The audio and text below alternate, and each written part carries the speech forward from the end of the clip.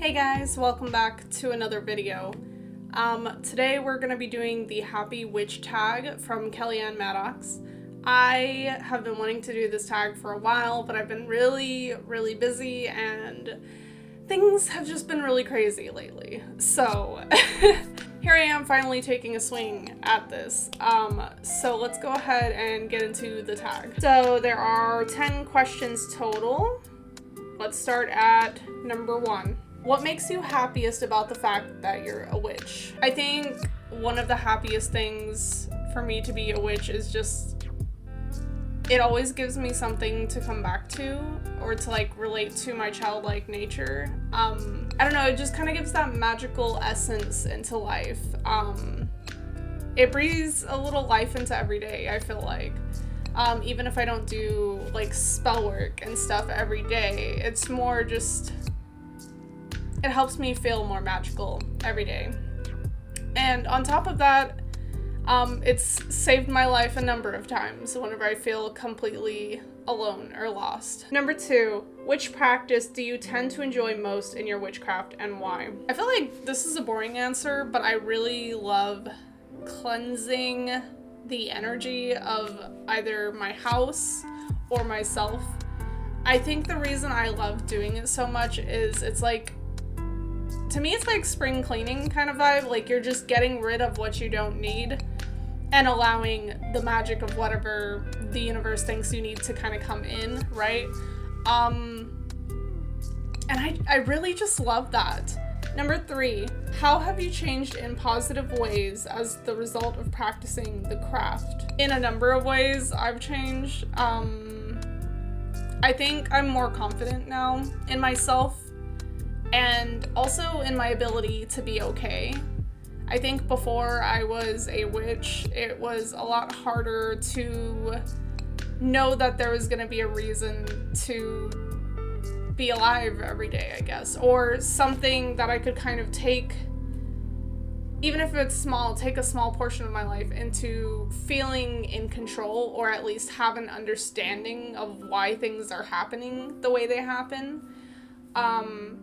I'm a person at heart that likes to have an understanding of things, even if it's not for certain. Like if I have kind of a theory going, I don't know, it's just very helpful to feeling connected. And I think the number one thing, which is so important to me, is finding love for myself, because I don't really think I had that as much as I do now.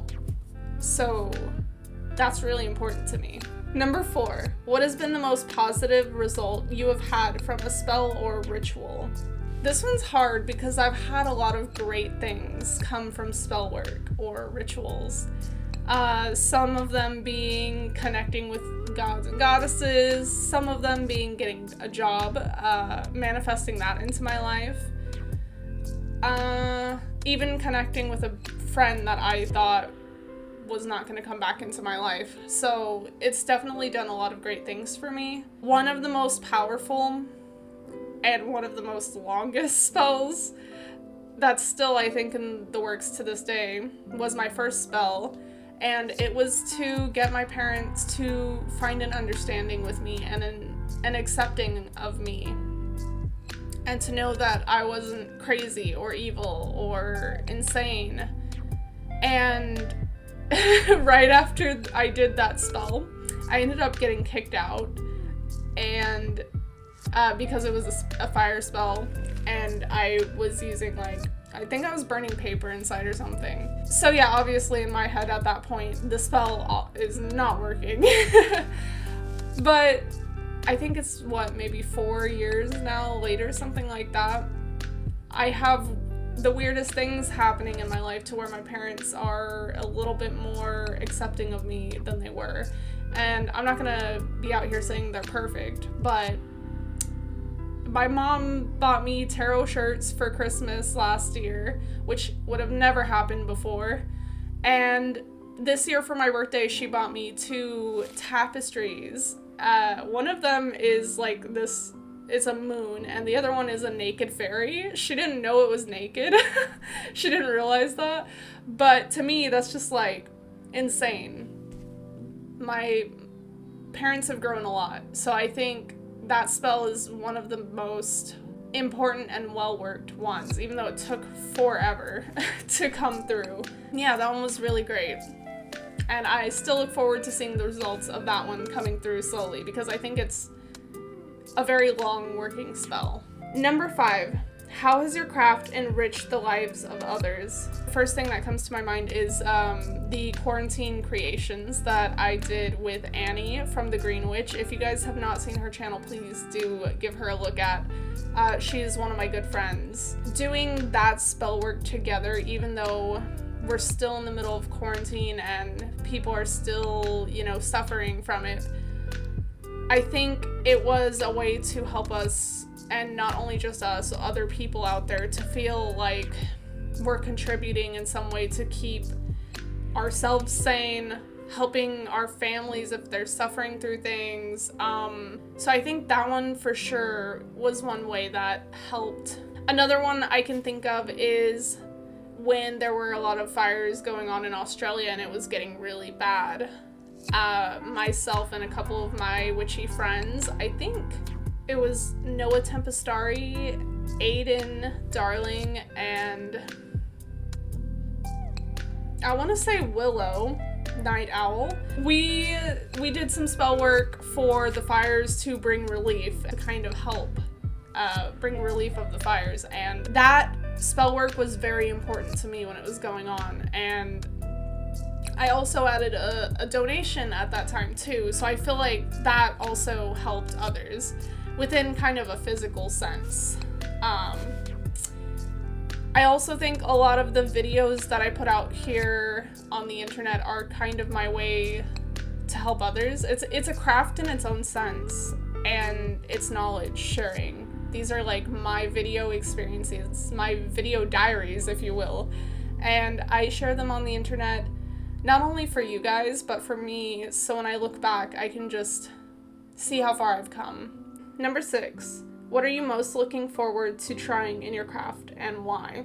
I think there are a lot of studies that I want to get into more. I am a fairy witch, but I would love to do a lot more research in that, because I do have a knowledge of the fae that work closely with me. However, I don't have a vast knowledge on every single fairy being out there, so I would love to delve into that better, and like, I don't know. I definitely want to make sure that I'm not coming across as I'm a fairy witch that knows everything, because that's not true. I really don't. I just know how I work with them and how I connect with them, and I think it's important to share that. I also really want to work in a lot of green witchery stuff, so working with herbs, learning about that. I want to learn a lot about healing magic too, and different types of healing magic, how to connect with it. I want to learn about physical types of healing magic, and I want to know if those actually work. Like, I want to, I guess, become flexible in what I believe, and I really want to push the limit and go as far as I can go. You know what I mean?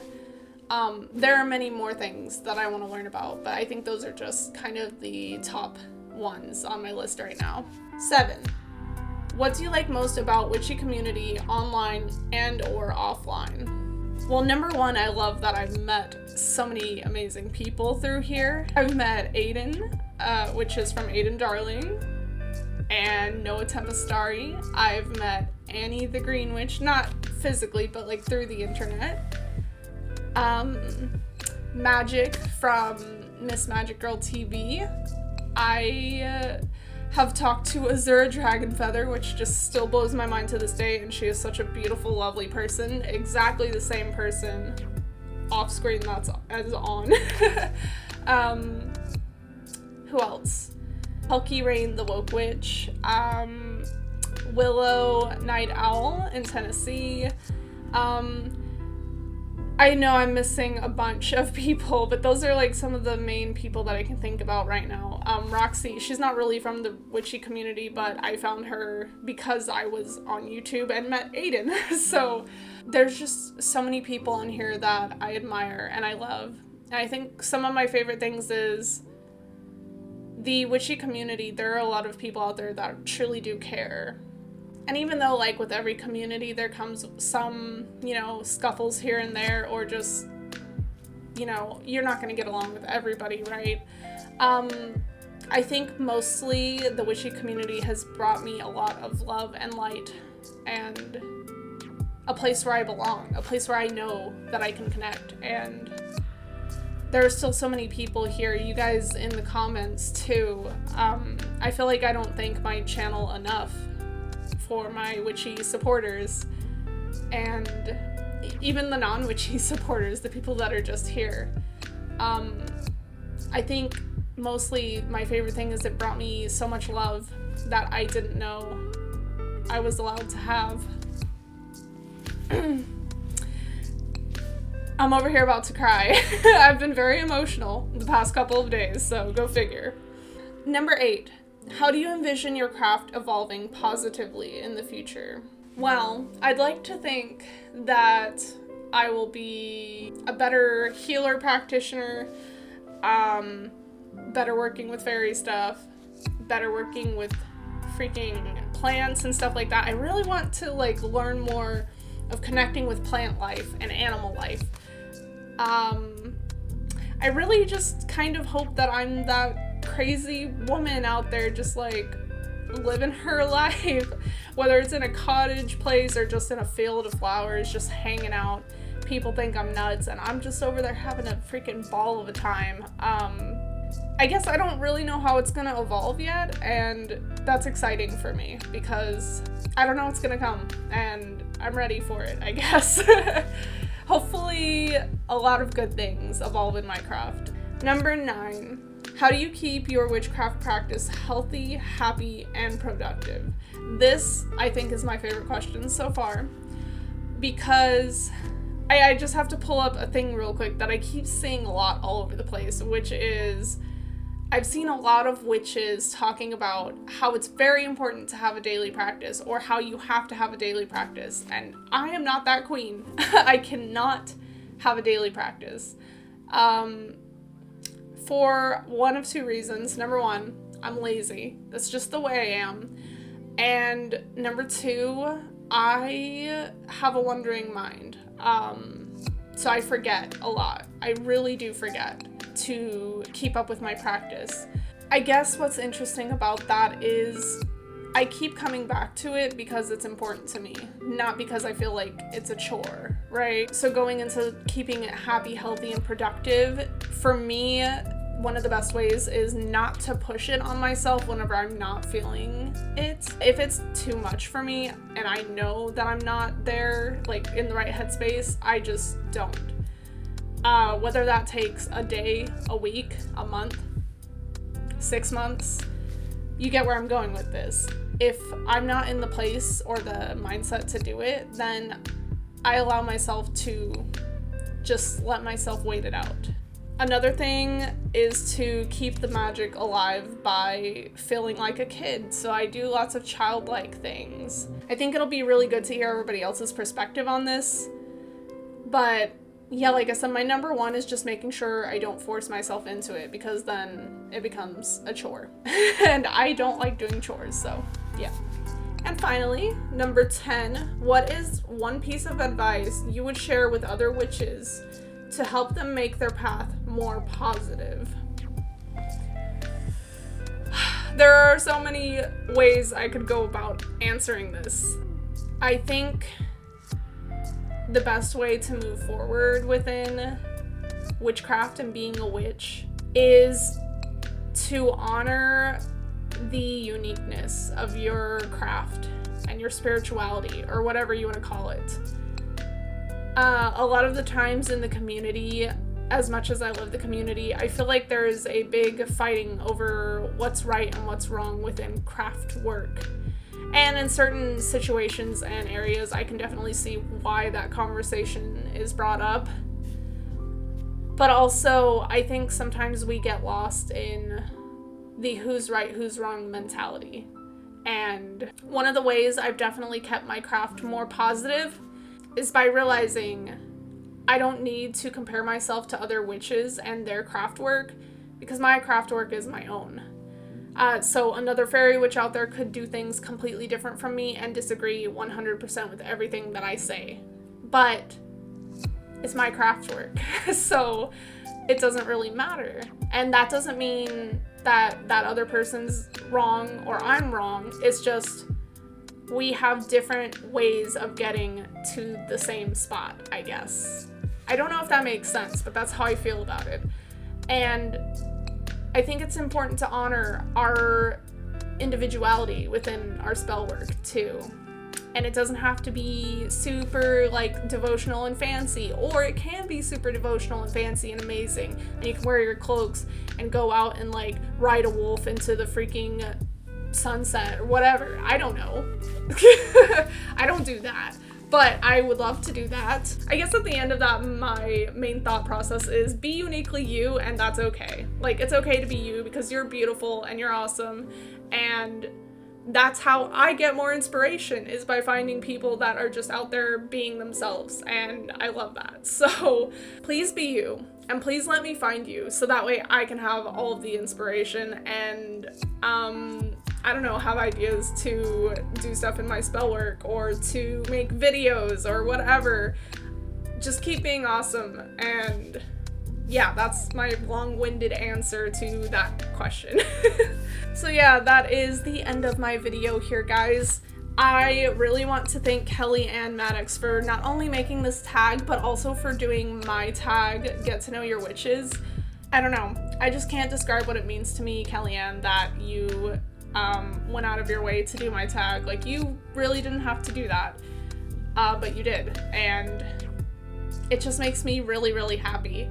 And I hope that you see this video. This is me coming back at you because you did my tag, so now I did your tag, and your tag's amazing, and your face is amazing.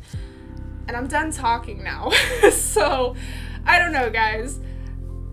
I love you so much. Please do this tag. If you see it, don't forget to put the hashtag so Kellyanne can find your video pieces, so I can find them, and I want to see your reactions to her questions.